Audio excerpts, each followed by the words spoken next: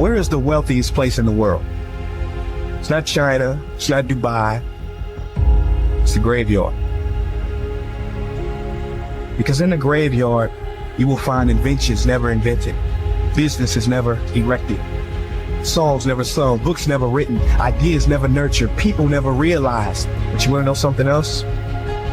You're not in the graveyard yet. We get one life, and every passing moment, we will never get back again. The problem is, you think you have time.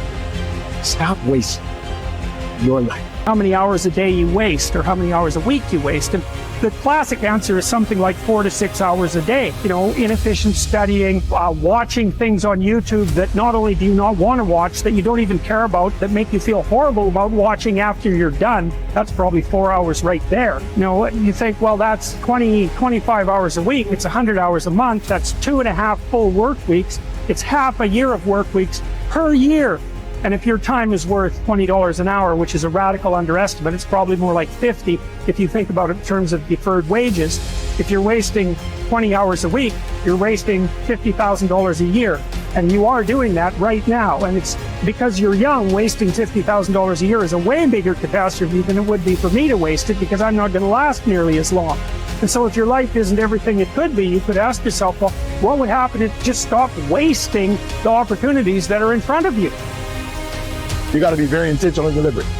The stuff that you're dreaming about, the stuff that you want to happen, it's not going to happen by osmosis. Like, you got to get up and you got to go after it. And what the devil wants you to do, what the enemy wants you to do, is get distracted and focus on stuff you shouldn't be focusing on. He wants you to stay in bed. What he would love to do is for you to waste these next 2 or 3 weeks. People spend time waiting for when the time is going to be right. They're waiting for the pieces to fall into place. They're waiting for the planets to align. They're waiting for everything to be all set. It's not going to happen. You want to know when the time is right? The time is right now. All you have to do to kill procrastination is just start. More active and commendable still is the person who is waiting for the daylight and intercepts the first rays of the sun. Shame on him who lies in bed dozing when the sun is high in the sky, whose waking hours commence in the middle of the day. You have to dedicate every breath, every ounce of energy, and every thought and effort that you possibly have in your heart to becoming what it is you want to be. Because nothing great comes from a position of comfort. Everything worthwhile, everything that is great comes from being in a position of uncomfortable. Nothing worthwhile is easy to get. Everything's going to make you uncomfortable. Get used to it. And if you can get used to being uncomfortable, your limits are non-existent. Everything strives to become all it can possibly be. And that striving to become is what discipline is all about. Disciplining ourselves to fulfill our natural potential to become all that we can be. And finally, discipline attracts opportunity. Opportunity is always looking for ambition and skill in action. Discipline taps the unlimited power of commitment. The human will in action, driven by inspiration, enticed by desire, tempered by reason, guided by intelligence, can bring you to that high and lofty place called the good life. Discipline, those unique steps of intelligent thought and activity that put a lid on temper and a faucet on courtesy, that develop positive and control negative, that encourage success and deter failure, that design lifestyle and control frustration, that enhance health and curb sickness, that promote happiness and manage sadness. Discipline, the start and the continuing process that brings all good things. And remember, anyone can start the process. It's not if I could, I would. It's if I would, I could. If I will, I can. So start the new process. You can begin a new habit no matter how small it is. Small isn't important. Whether or not you start and whether or not you continue are all that is important. And don't be deluded by an affirmation. Only affirm what you are truly prepared to do. Many of us delude ourselves with our words into believing that we're making changes and making progress, when in fact our daily activity is taking us in the exact opposite direction of our affirmation. Why would you walk in the opposite direction of your dreams? The man dreams of wealth and walks daily towards certain financial disaster. The man wishes for happiness and thinks the thoughts and commits the acts that take him to certain despair. So to have a prosperous life, start a prosperity plan. To become wealthy, start a wealth plan. Remember, you don't have to be wealthy to have a wealth plan. A person with no means can have a rich plan. If you are ill, start a health plan. If you don't have energy, start an energy plan. If you don't feel good, start a feel-good plan. If you're not smart, start a smart plan. If you can't, start a can plan. If you haven't, start a have plan. Anyone can, even a bad person, can start hearing good messages and reading good books. Recognize that the start of the better life, the happy life, the wealthy life, is today. This is exciting. Both the process and the result can begin today. Start the new journey today. If you think of a new idea, today is the day to begin the discipline of putting that idea into action. Set this day up as a long, busy, exciting start for your new life. Get your first book for your new library today. Begin your new practice of setting goals today. Start clearing out a drawer of your new orderly desk today. Start eating an apple a day on your new health plan today.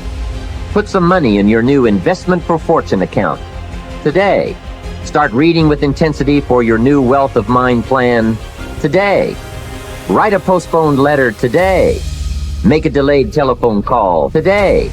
Pick up your camera and take a picture of something to start your new treasury of photographs today. Get some momentum going on your new commitment to the better life. See how many activities you can pile on in this first day. Go all out. Break away from the negative downward pull of gravity. Start the thrusters going.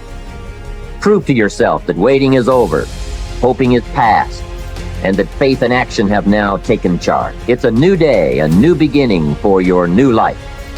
With discipline, you can't believe the list of positive moves you can make in the first day of your new beginning. What have you got to lose? Only the despair and fear and guilt of the past. Only the dissatisfaction and unhappiness and lack of fulfillment of the past. Only the frustration and low self-esteem of the past. Don't let yourself forget how many doctors have died, furrowing their brows over how many deathbeds. How many astrologers after pompous forecasts about others' ends. How many philosophers after endless disquisitions on death and immortality? How many warriors after inflicting thousands of casualties themselves? How many tyrants after abusing the power of life and death atrociously, as if they were themselves immortal? How many whole cities have met their end? Haile, Pompeii, Herculaneum, and countless others. And all the ones you know yourself, one after another. One who laid out another for burial and was buried himself, and then the man who buried him, all in the same short space of time. In short, know this. Human lives are brief and trivial. Yesterday, a blob of semen. Tomorrow, embalming fluid, ash. To pass through this brief life as nature demands. To give it up without complaint. Like an olive that ripens and falls, praising its mother, thanking the tree it grew on. If you do the task before you, always adhering to strict reason with zeal and energy, and yet with humanity, disregarding all lesser ends and keeping the divinity within you pure and upright, as though you were even now faced with its recall. If you hold steadily to this, staying for nothing and shrinking from nothing, only seeking in each passing action a conformity with nature, and in each word and utterance a fearless truthfulness, then the good life shall be yours. And from this course no man has the power to hold you back. Soon you'll be ashes or bones, a mere name at most, and even that is just a sound, an echo. The things we want in life are empty, stale and trivial, dogs snarling at each other, quarreling children, laughing and then bursting into tears a moment later. Trust, shame, justice, truth, gone from the earth and only found in heaven. Why are you still here? Sensory objects are shifting and unstable. Our senses dim and easily deceived. The soul itself, a decoction of the blood. Fame in a world like this is worthless, and so wait for it patiently, annihilation or metamorphosis. And until that time comes, what? Honor and revere the gods. Treat human beings as they deserve. Be tolerant with others and strict with yourself. Remember, nothing belongs to you but your flesh and blood, and nothing else is under your control.